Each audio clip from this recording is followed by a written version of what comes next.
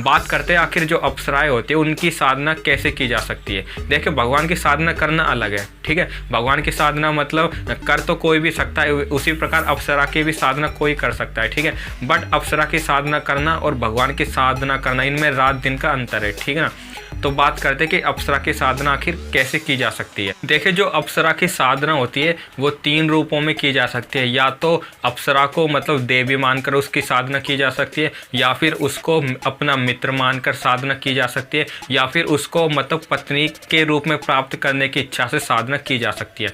देखो, यदि तुम अप्सरा को पत्नी के रूप में प्राप्त करने की इच्छा से यदि अप्सरा की यदि साधना करोगे तो वो थोड़ी कठिन हो जाएगी, ठीक है। वैसे तो मतलब अप्सरा की साधना करोगे किसी भी रूप में करो, होगी तो वो कठिन, लेकिन यदि तुम पत्नी के रूप में मतलब पत्नी के रूप में उसको प्राप्त करने के लिए इच्छा से यदि साधना करोगे तो वो थोड़ी और कठिन हो जाएगी, ठीक है ना।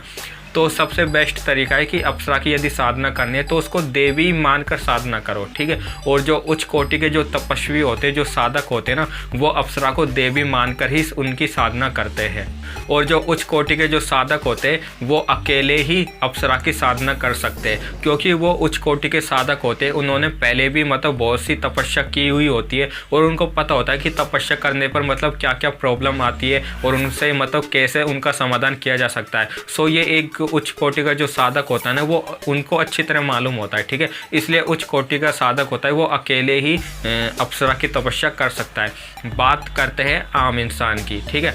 देखिए, आम इंसान भी अप्सरा की साधना कर सकता है, बट यदि वो अकेला अप्सरा की साधना करेगा बिना किसी गुरु की सहायता से, बिना किसी गुरु की उपस्थिति में यदि वो साधना करेगा तो उसको भारी नुकसान होगा।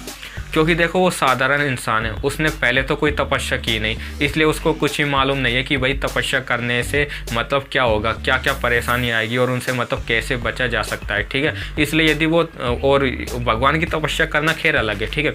उसको तपस्या कर कोई भी कर सकता है, भगवान की तपस्या, ठीक है, उसमें कोई दिक्कत वाली बात नहीं है। बट मैं बात कर रहा हूँ अप्सरा की तपस्या के बारे में, ठीक है। यदि अप्सरा की तपस्या के बारे में यदि तुम मतलब अकेले, यदि आम इंसान अकेला यदि साधना करेगा तो उसको उससे भारी नुकसान होगा। क्योंकि यदि तुमने अप्सरा की यदि साधना की, यदि अप्सरा की साधना यदि तुम्हारी सिद्ध हो जाती है, तब तुम्हें जो शक्तियाँ प्राप्त होती है ना, तो उस शक्तियों को तुम मतलब रखने के लायक हो, मतलब उन शक्तियों के तुम लायक हो या नहीं, तो इस बात को जानने के लिए तुम्हारी मतलब परीक्षा ली जाती है, ठीक है ना।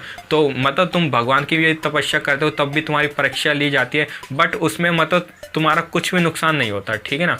लेकिन जब तुम अप्सरा की यदि तपस्या करोगे और तुम्हें तब तुम्हारी जो परीक्षा होगी, तो उस परीक्षा में तुम्हारे जो अंदर होंगे ना, वो बहुत बदलाव आने स्टार्ट हो जाएंगे, ठीक है ना। और तुम्हारा मतलब तुम एक तरीके से बोले तो तुम मतलब पागल भी हो सकते हो, ठीक है, क्योंकि तुम अप्सरा की तपस्या कर रहे हो, ठीक है ना। इसलिए यदि तुम अकेली तपस्या करोगे बिना किसी गुरु की सहायता से यदि तपस्या करोगे तो तुम्हें मतलब भारी नुकसान होगा। मतलब कुल मिलाकर 100% यदि तपस्या यदि मतलब पूरी हो गई तो तुम्हें तो फ़ायदा होगा, ये तो क्लियर है। लेकिन यदि तपस्या यदि तुम पूरी नहीं कर सकते तो तुम 100% तुम्हें नुकसान होगा। या मैं कुल मिलाकर यदि बोलूँ तो तुम्हारी बुद्धि विक्षिप्त हो जाएगी, मतलब कि तुम कुल मिलाकर तुम पागल हो जाओगे। इसलिए जो आम इंसान है, आम इंसान को अकेले अप्सरा की साधना नहीं करनी चाहिए।